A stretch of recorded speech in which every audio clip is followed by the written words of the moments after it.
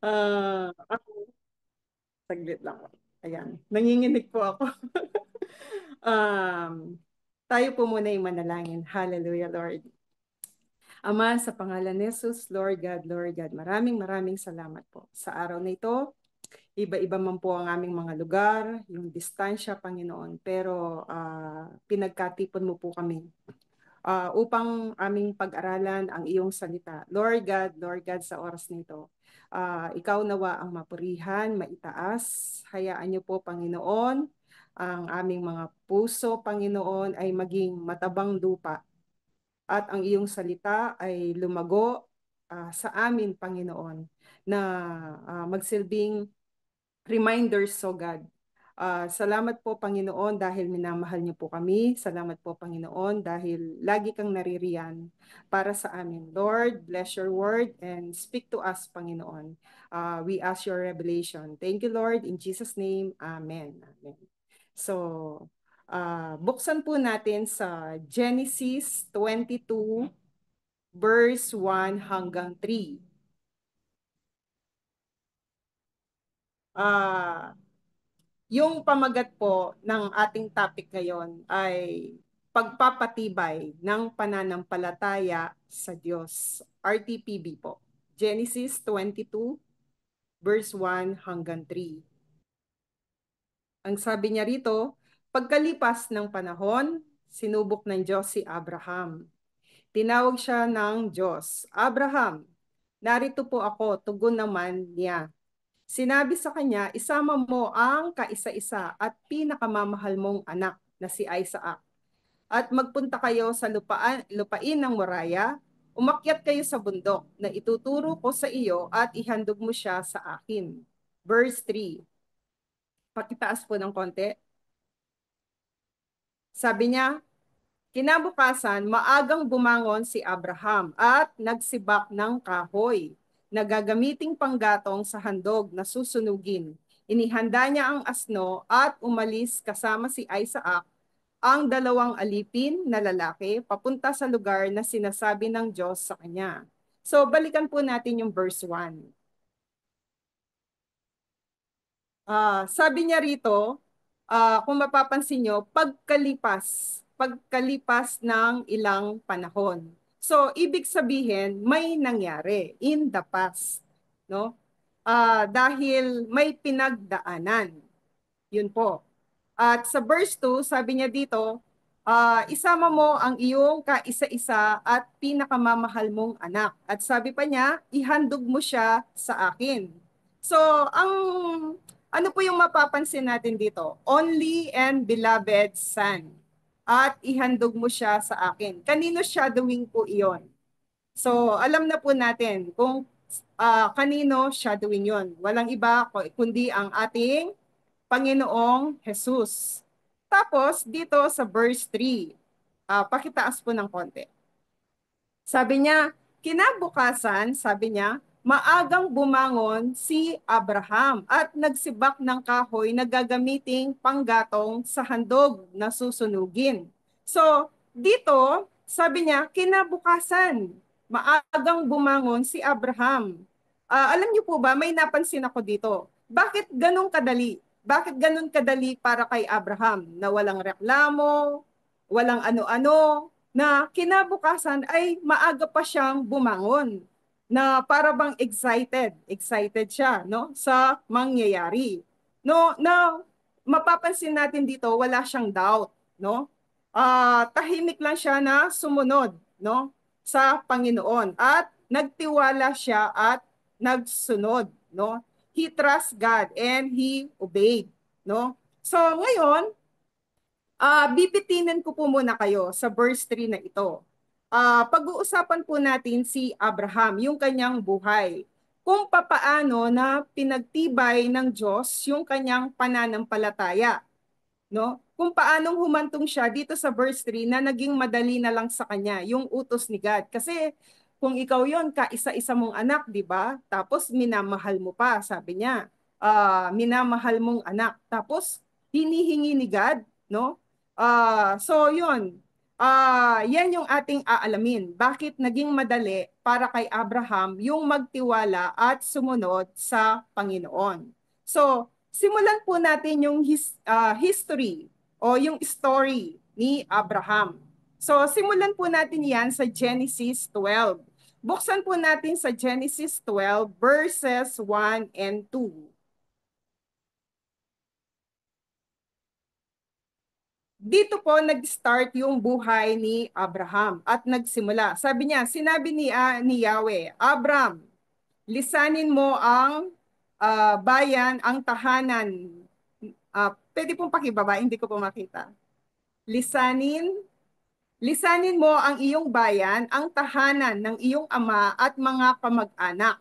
At pumunta ka sa bayang ituturo ko sa iyo. Sabi niya, pararamihin ko ang iyong mga anak at apo, at gagawin ko silang isang malaking bansa. Pagpapalain kita at gagawin kong dakila ang iyong pangalan at ikaw ay magiging pagpapala sa marami. So dito, mapapansin po natin, agad-agad sa verse 1, may utos si Yahweh, no? Na lisanin or umalis siya doon sa kanilang lugar, no? Even though na hindi niya alam kung saan yung lugar na iyon, no? Pero Abraham obeyed. He has no idea, no? Wala siyang idea kung ano yung darat na niya doon, at kung anong mga uri ng tao yung kanyang makakatagpo doon. So, ngayon, sa verse 2, makikita po natin, sabi niya, pararamihin ko ang iyong mga anak at apo at gagawin ko silang isang malaking bansa. Pagpapalain kita at gagawin kong dakila ang iyong pangalan at ikaw ay magiging pagpapala sa marami. Ito yung pangako, no?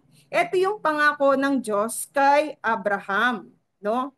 Ngayon, no? Sabi niya dito, unang-una, ang pangako ng Diyos na pararamihin yung kanyang mga anak at apo, no? Magiging isang malaking bansa sila. At the same time, ibibless siya ng Panginoon at yung kanyang pangalan ay magiging dakila at magiging pagpapala siya sa marami. Yan ang unang pangako na natanggap ni Abraham. Ngayon, alam niyo po ba na kapag ang Diyos ay nagbigay ng pangako, iyon ay kanyang tutuparin? Buksan po natin sa Numbers 23 verse 19.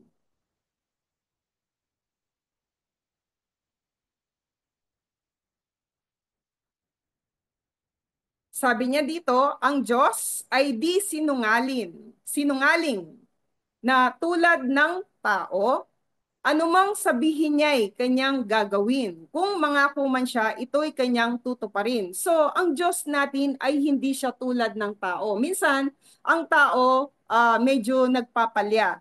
O kaya naman, may mga tao naman na hindi natutupad yung kanilang mga pinapangako. Pero ang Diyos natin kakaiba, no? Dahil hindi siya sinungaling, no? At kapag siya ay nangako, sigurado ito'y kanyang tutuparin, no? So yun ang pangako ng Diyos at God is determined na gawin at mangyayari yung ipinangako niya kay Abraham. Ngayon, no? Alam niyo po, punta po tayo sa verse 4. Balik po tayo sa Genesis 12 verse 4.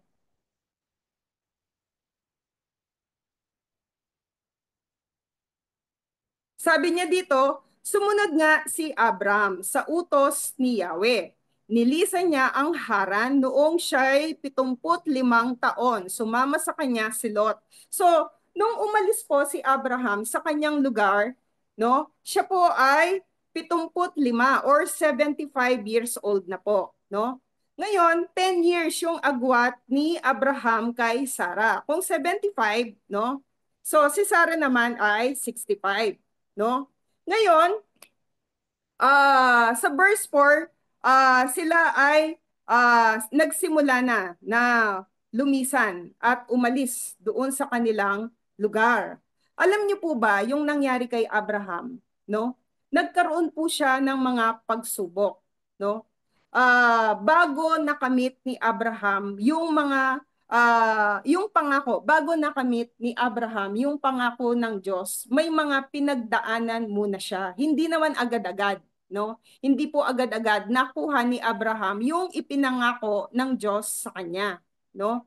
Ngayon, magsisimula po tayo yung trials o pagsubok na nangyari kay Abraham na kung saan nahasa o na-refine yung kanyang pananampalataya, no? Buksan po na ay ibaba po natin sa verse 10 po. Chapter 12 pa rin po, sa verse 10 hanggang 19. Ito na po yung yung naging pagsubok ni Abraham. Sabi niya, nagkaroon ng matinding taggutom sa lupain ng Kanaan. Kaya umalis doon sina Abram at naglakbay na patimog patungo sa lupain ng Ehipto upang doon muna manirahan. Nang malapit na sila sa hangganan, sinabi niya sa kanyang asawa, Saray, napakaganda mo. Kapag nakita ka ng mga Ehipsyo, sabihin nilang asawa kita at papatayin nila ako para makuha ka. Ang mabuti pa'y sabihin mong magkapatid tayo. Alang-alang sa iyo, hindi nila ako papatayin.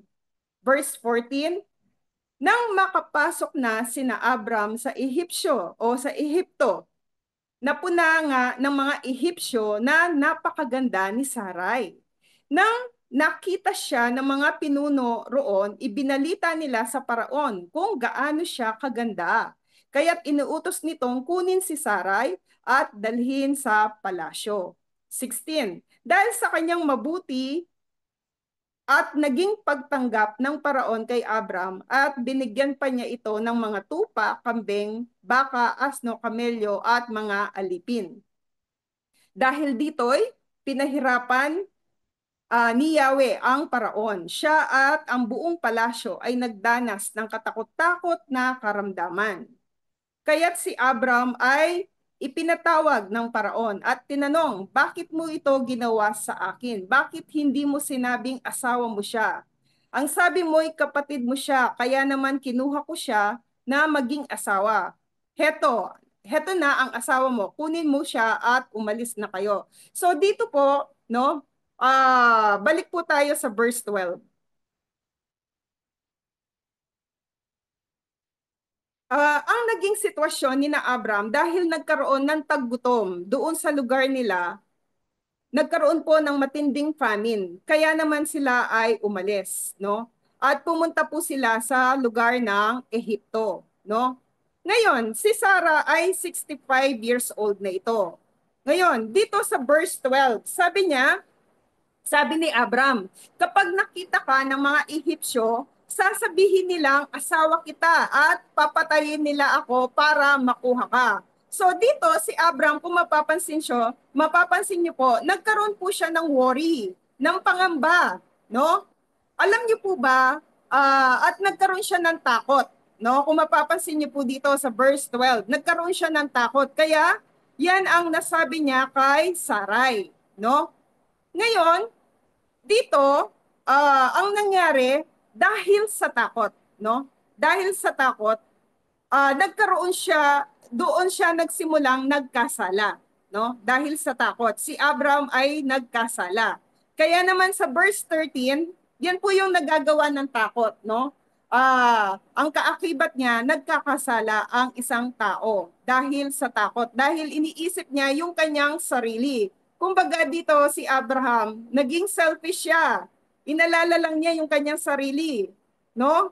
At ngayon, dito sa verse 13, sabi niya, ang mabuti pa'y sabihin mong magkapatid tayo, alang-alang sa iyo, at hindi nila ako papatayin. So, pangalawa, no, na naging kasalanan ni Abraham ay he lied, no? Nagsinungaling siya, no? Para lamang isalba yung kanyang sarili, no? Kaya niya nagawa iyon, na magsinungaling. So, kumbaga, si Abraham dito, gumawa na siya ng sarili niyang solusyon, no? Gumawa siya ng sarili niyang solusyon sa magiging circumstances niya, no? So, kaya naman Verse 13, sabi niya, ang mabuti pa ay sabihin mo magkapatid tayo, alang-alang sa iyo. Hindi nila ako papatayin. So dito, advance, no? Advance siyang mag-isip si Abraham, no? Nag-anticipate siya na yung mangyayari sa kanya, siya ay papatayin, no? Kapag nalaman nila na sila ay mag-asawa. So dito, dahil si Sarah ay 65 years old na siya, and yet napakaganda pa rin po niya, no? Sa panahong ito, no? Even Sarah ay 65 years old, maganda and not faded. Hindi pa rin kumupas yung kanyang ganda, no? Kaya naman po, sa verse 15 po, dahil maganda nga si Sarah at her age na 65 years old, nang makita siya ng mga pinuno roon, ibinalita nila sa paraon kung gaano siya kaganda. Kaya't inuutos nitong kunin si Sarah at dalhin sa palasyo. So dito sa verse 15, nangyari na nga, no? Nangyari na nga yung kinatatakutan ni Abraham na kinuha nga si Sarah ng paraon, no? Pero the Lord intervened, no? Hindi niya hinayaan na may mangyaring masama kay Sarah, no? Ngayon, sa verse 17 po, pakitaas po, verse 17, sabi niya, dahil dito, ito na nga po yung sinasabi ko, the Lord intervened. Dahil dito, pinahirapan ni Yahweh ang paraon. Siya at ang buong palasyo ay nagdanas ng katakot-takot na karamdaman. So dito po, pinahirapan. Pinahirapan ni Yahweh yung buong palasyo. At nagdanas sila ng sakit. No? Kaya naman sa verse 18 hanggang 19, pakitaas po. Yan. Kaya't si Abram ay ipinatawag ng paraon at tinanong, bakit mo ito ginawa sa akin? Hindi mo sinabing asawa mo siya. Ang sabi mo ay kapatid mo siya. Kaya naman kinuha ko siya para maging asawa. Heto na ang asawa mo. Kunin mo siya at umalis na kayo. So dito po, no, binalik ni ang paraon si Sarah, no? At uh, inutos na sila ay paalisin sa verse 20, no? Inutos na sila ay paalisin dahil sa nangyaring iyon. Siyempre, napahiya po yung paraon, no? At wala siyang magawa. Ang Diyos na yung kumausap sa kanya sa panaginip, no? Ngayon, sa nangyaring ito na pagsubok kay Abraham, siya po ay nabigo. Abraham failed, no? Doon sa test na naranasan niya, siya po ay nabigo. Ngayon, ito po yung pangalawang nangyari kay Abraham, no? Buksan po natin sa Genesis 20 verse 1 hanggang 6.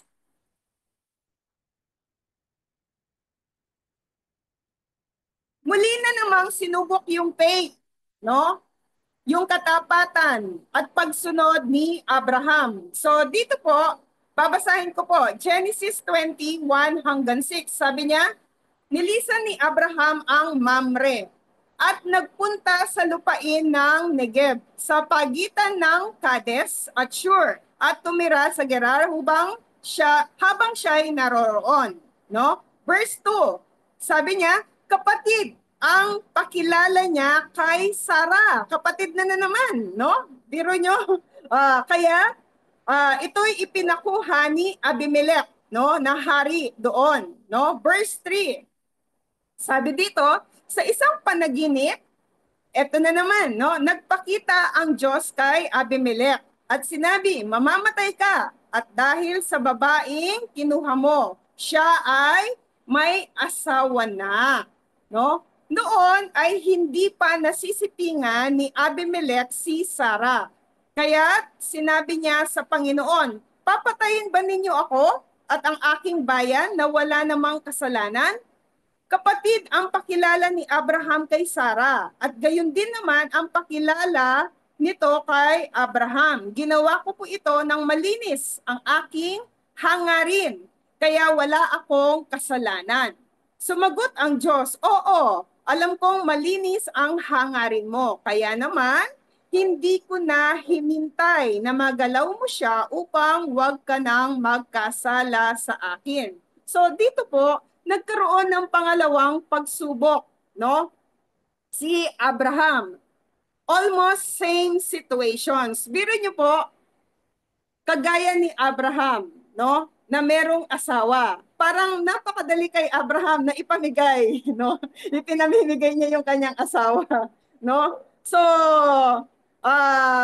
sino naman ang babae na asawa siya, wife, no? Sa panahong ito, yung papayag na ibasta-basta ka na lang ipamigay ng iyong asawa, syempre wala, di ba po?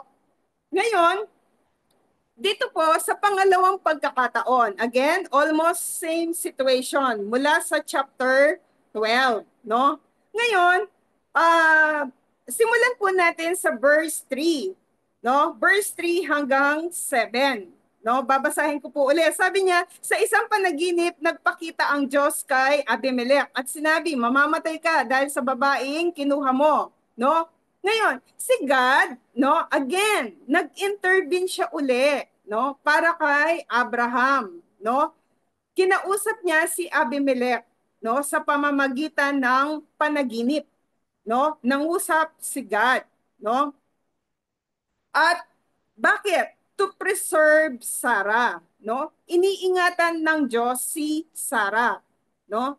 Kaya naman, verse 4, sabi niya, noon ay hindi pa nasisipingan ni Abimelech si Sarah. Kaya't sinabi niya, Panginoon, papatayin ba ninyo ako at ang aking bayan na wala namang kasalanan? Kapatid, ang pakilala ni Abraham kay Sarah. At gayon din naman ang pakilala nito kay Abraham. Ginawa ko po ito ng malinis. Malinis ang aking hangarin, kaya wala akong kasalanan. So dito, no, sa dream nangusap si God kay Abimelech to preserve Sarah again. Pasensya na po kayo kung inuulit-ulit ko kasi meron po akong gustong i-emphasize dito, no? Kung paano namamagitan si God sa ating mga situations sa buhay, no? Kaya nga, sabi niya, to preserve Sarah again, no? Hindi pinahintulot ni God na may mangyari pa kay Sarah, na masipingan siya, no? Ni Abimelech. Kaya dito sa verse 7, no? Pakitaas po. Sa verse 7, sabi niya, ibalik mo siya agad sa kanyang asawa, no? Propeta ang asawa niya at ipapanalangin kanya upang hindi ka mamatay. Kapag hindi mo siya binalik, hindi lamang ikaw ang mamamatay, kundi pati ang nasasakupan mo. Ngayon, dito strongly God commanded Abimelech, no?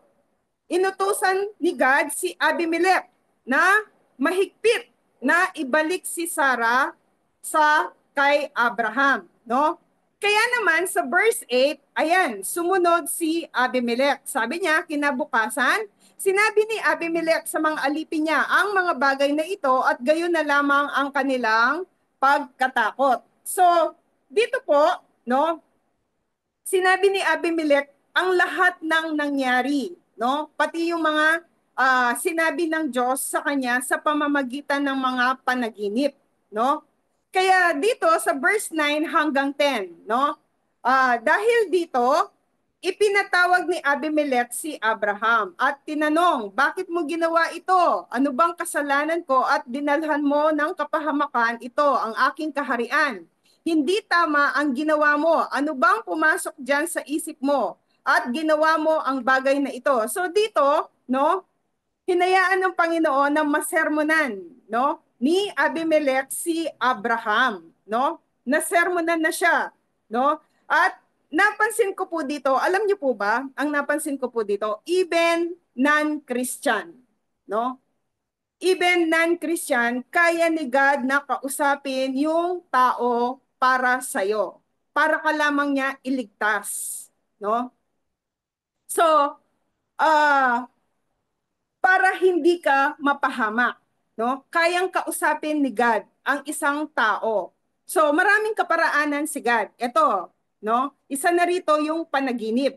No? Kinausap niya si Abimelech. No? Again, to preserve Sarah and to intervene. No? So, the Lord will make a way. No? para lamang mailigtas niya ang kanyang anak, no? Kakausapin niya ang tao para sa iyo. Ngayon, again, sa talata pong ito na ating binasa, si Abraham failed again, no? Nagkasala po siya, nagkamali po siya. Ngayon, dito natutunan niya, no, na kung paano yung pagkakamali niya na hindi nararapat sa pangalawang pagkakataon na pinamimigay niya yung kanyang asawa, no?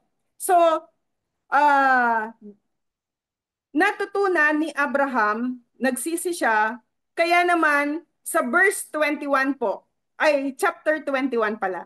Chapter 21 ng Genesis po. Genesis chapter 21 verse 1 hanggang 2. Sabi niya dito, pinagpala ni Yahweh si Sarah at tinupad ang kanyang pangako. Ayon sa panahong sinabi ng Diyos, si Sarah nga ay nagdalang tao at nanganak ng isang lalaki kahit matanda na noon si Abraham. Alam niyo po, dito pinagpala ni Yahweh, no? Tinupad na niya, no? So, doon po sa binasa nating iyon, no? 25 years po iyon in the making. Yung nangyaring iyon bago natupad yung pangako ng Diyos kina Abraham at Sarah, no? So, the Lord refine yung pananampalataya, no? So, kahit ilang beses na bumagsak si Abraham doon sa kanyang naranasan, paulit-ulit iyon, hindi tumigil ang Diyos hanggat hindi niya iyon napagtatagumpayan ni Abraham. So, kaya naman dito, tinupad na niya. Tinupad na ng Diyos yung kanyang pangako kina Abraham at Sarah. And sabi ko nga po kanina, 25 years in the making po iyon. So, sa verse 5 po,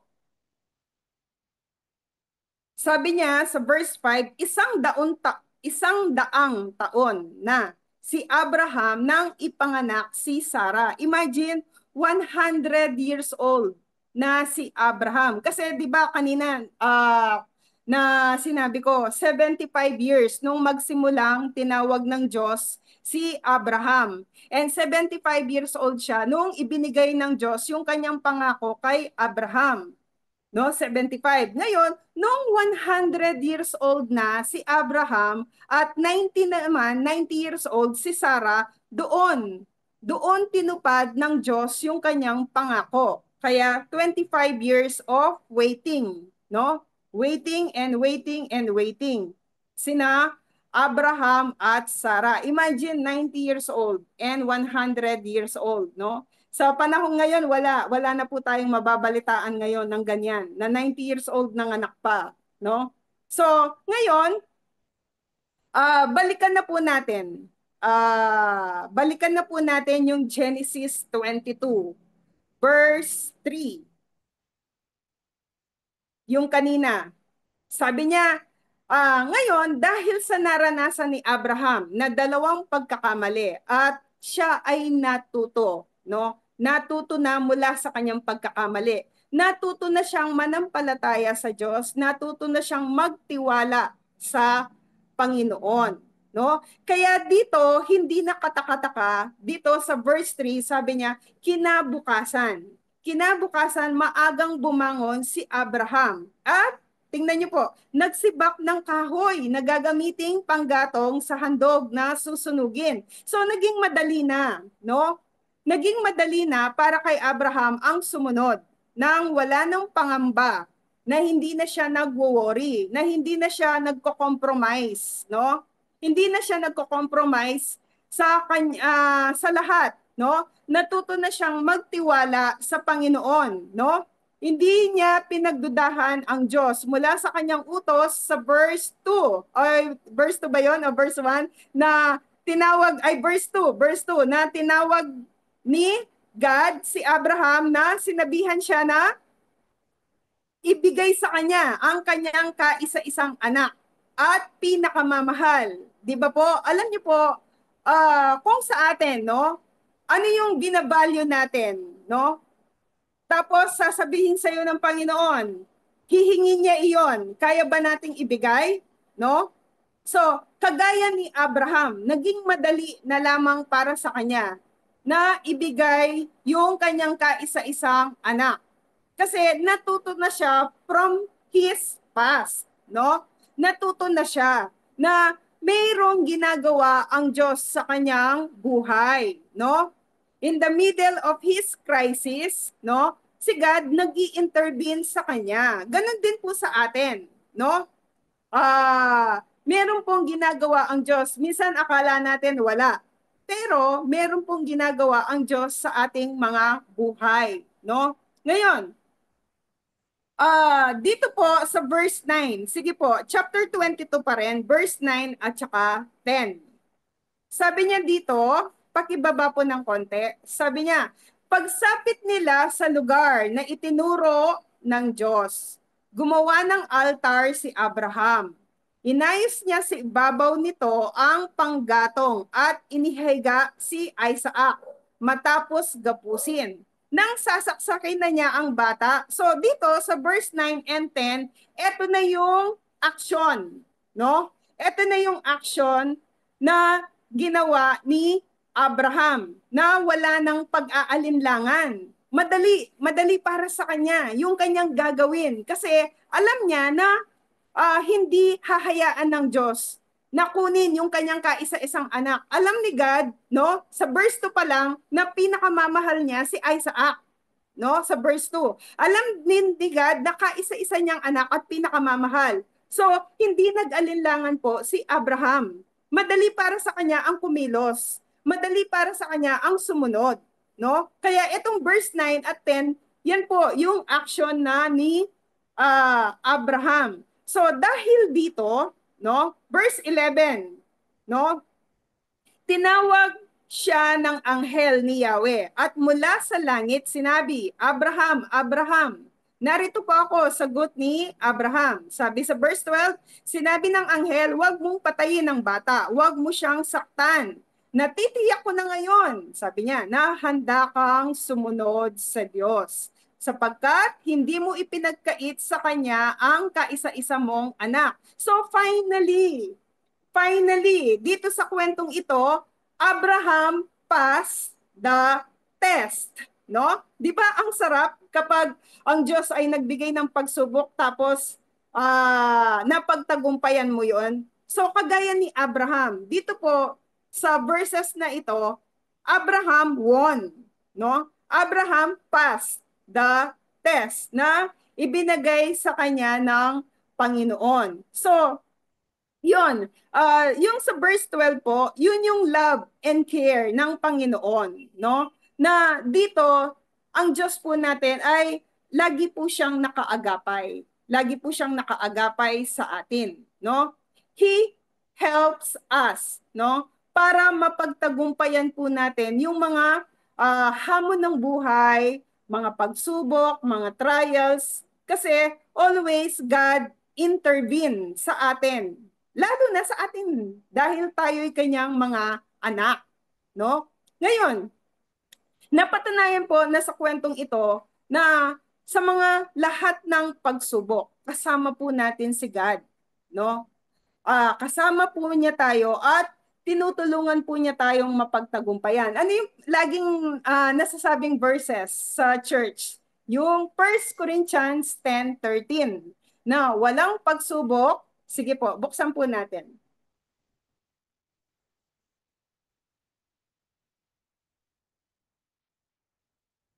Sabi niya dyan, wala pang pagsubok na dumating sa inyo na hindi nararanasan ng lahat ng tao. Tapat ang Diyos. Amen. God is faithful. Hindi niya ipapahintulot na kayo'y subukin ng higit sa inyong makakaya. Sa halip, pagdating ng pagsubok, bibigyan kayo ng lakas upang mapagtagumpayan iyon. So, ang Diyos pa rin, no, sa kabila ng lahat. Si God pa rin yung nagbibigay sa atin ng kalakasan para masurvive po natin ito, no? So, sa ating mga Kristiyano, hindi tinatanggal. Hindi porke tinanggap mo na si God, born again ka na, no? Wala nang pagsubok. No, meron po, no? Hindi natatanggal yung pagsubok kasi dahil doon nare-refine tayo, no? Pinapagtibay tayo sa ating pananampalataya. Tayo po ay hinuhubog, no? Hinuhubog ng Diyos mula sa ating mga pananampalataya. At huwag po tayong mag-aalala dahil sabi po niya diyan, tapat ang Diyos, no? God is faithful, righteous, just, no? Na binibigyan po niya tayo ng lakas, no? Sinasamahan po niya tayo. Biro niyo po, nandyan si Father God, nandyan si Jesus, nandyan ang Holy Spirit, no? Sila po ang tumutulong sa atin para mapagtagumpayan po natin yung mga problemang nararanasan natin. Amen po? So, God is faithful, no? Truly, the Lord loves us, no? Na hindi kanya hahayaan. And tinutulungan po niya tayo, no? Ngayon, ang Diyos po, pinapagtibay po niya yung ating pananampalataya. Minsan kaya ang mga pagsubok paulit-ulit kasi nagiging paulit-ulit po siya dahil para mapagtagumpayan iyon, no? Kaya wag po kayong magtataka, no? Kung nagiging paulit-ulit po yung mga problema nyo. Gaya ni Abraham, naranasan po niya, no? Naranasan niya yung maging paulit-ulit po yung kanyang problema. Pero sa kabila nun, no? Humawak siya sa pangako ng Diyos, no? Ngayon, sabi niya dito, tinulungan ni God si Abraham, no? Habang hindi pa dumarating yung kanyang pangako in his waiting time, no? Tayo din, in our waiting time po, tinutulungan po tayo ng Diyos, no? Meaning, yung ating pananampalataya, di ba po ang ibig sabihin ng pananampalataya, yung naniniwala na tayo. Naniniwala na tayo sa mga bagay na hindi pa po natin nakikita, no? Alam niyo po, sabi nga, ay, nasasabi mo lang yan kasi wala ka dyan eh. Hindi mo pinagdadaanan. Hindi po. The Lord is refining us. Tinutulungan po niya tayo na mapagtibay yung ating pananampalataya. Bawat isa sa atin may mga problema. Iba-iba po nga lang yung level. No? Ngayon, nais ni God na mapagtagumpayan natin yan. No? Kagaya sa Genesis 12 verse 2, yung kanina po, kung saan nagpasimula yung buhay ni Abraham. No? Sige po, balikan natin yung Genesis 12 verse 2. Sabi niya, pararamihin ko. Yan yung pangako ng Diyos kay Abraham. Pararamihin ko ang iyong mga anak, apo, gagawin kong isang malaking bansa. Pagpapalain kita, gagawin kong dakila ang iyong pangalan at ikaw ay magiging pagpapala sa marami. Ikaw, ano ang iyong pangako na pinanghahawakan sa Diyos, no? Dapat buo yung faith mo sa Panginoon. Ano man ang mangyari, no? Buo yung pananampalataya mo at asahan mo, tutulungan ka ng Diyos. Ngayon, sabi niya dito, nung tinawag, no? Nung tinawag ni God si Abraham, ini-establish, no? Ini-establish ni God yung kanyang pananampalataya. Biro nyo, nag-start siya ng 75 years old, no? Bago ma-fulfill, no? Sabi, pararamihin katulad ng buhangin, 'di ba? Mga stars na hindi mabilang, no? Yun yung pangako sa kanya ng Diyos. So, after 25 years, nung 100 years old na siya, doon pa lamang naganap, na-fulfill yung kanyang mga pangako. Sa atin, di ba? Minsan, Lord, mangyayari pa ba yung mga pangako mo?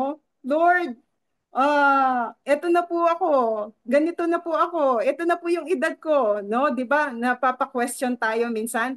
Kagaya din ni Abraham, tao rin siya na merong emotions, no? Na nagkamali rin siya, no? Pero nagtiwala siya sa Panginoon, no? Kaya naman nang lumabas si Isaac, no? Yun na yung katuparan ng pangako ng Diyos, no? So, yung proseso ng faith, no? Kasi it's not only about waiting. Yung faith po natin, it's not only about waiting. tinitingnan din po ni God, tinitest din niya yung attitude natin. Alam niyo po ba yung attitude natin? It matters to God, no? Kailangan matuto tayong piliin, no? Matuto tayong piliin yung kung ano ang tama. Ngayon, yung reason naman, the Lord intervened, biro niyo po, winarningan ni God, yung Pharaoh, si Abimelech, no? Kasi iniingatan ng Diyos si Abraham, no? Nagkaroon man ng komplikado na pangyayari, but the Lord intervened, no?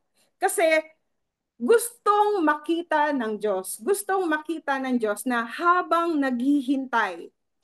naghihintay si Abraham, makita niya yung favor, no?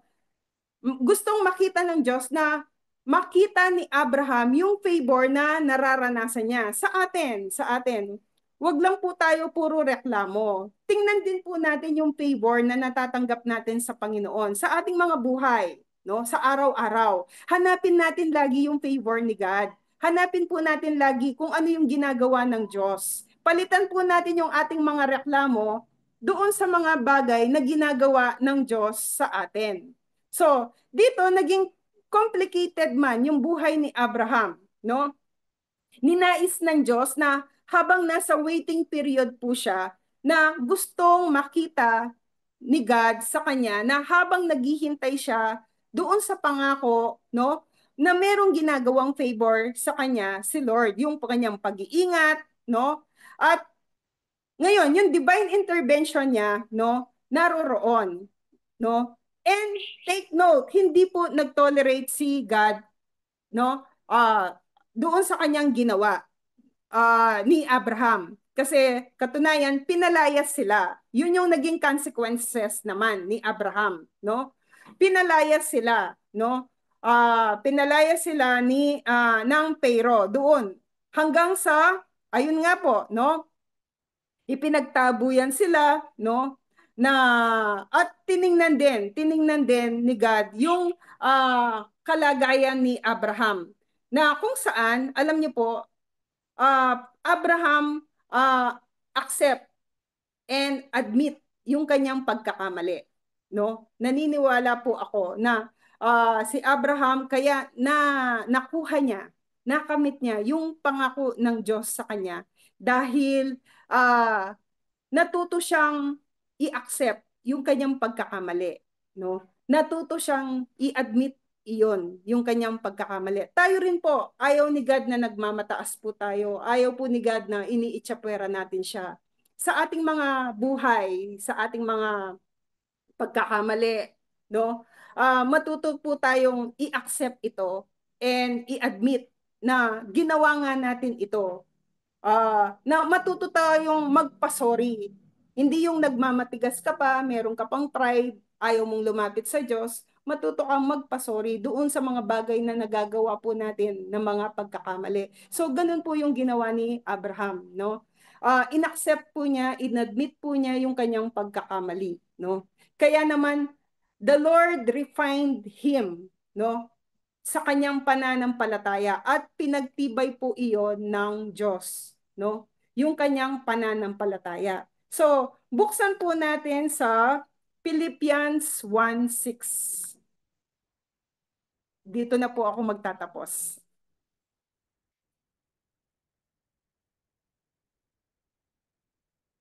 Sabi niya dito, natitiyak ko ang mabuting gawang pinasimulan sa inyo ng Diyos ay kanyang lulubusin hanggang sa araw ng pagbabalik ni Heso Kristo. Yan. Natitiyak kong ang mabuting gawang pinasimulan. So kung ano yung pinasimulan po sa atin ng Diyos ay kanyang lulubusin. Ito'y kanyang gagawin. Ngayon, ako naman po ang magtatanong mamaya kung sino po yung maaring sumagot. Ano po ba yung pinanghahawakan mong pangako sa Panginoon na hinihintay mong matupad? At ano yung mga nangyaring pagsubok sa iyo? Ano yung ginagawa mo? Ah, at kung paano mo pinanghahawakan paano mo ba pinanghahawakan yung pangako sa iyo ng Diyos? Yun po yung aking tanong. So, salamat po. God bless everyone. Nawa, yung revelation po ng Panginoon ay nakarating po sa atin. At salamat po sa Panginoon sa gabing ito dahil hindi siya nagkukulang, lagi siyang tapat. Laging tapat ang Diyos. Minsan kahit hindi tayo tapat, no, we failed, no, pero ang Diyos ay laging tapat po para sa atin araw-araw. Araw-araw. He is faithful. And kung gaano po tayo kamahal ng Diyos, yan po, no? Kahit gaya ni Abraham, 2 beses siya nagkamali, still, no? The Lord intervene para sa kanya at pinagtibay yung kanyang pananampalataya. Salamat po. God bless.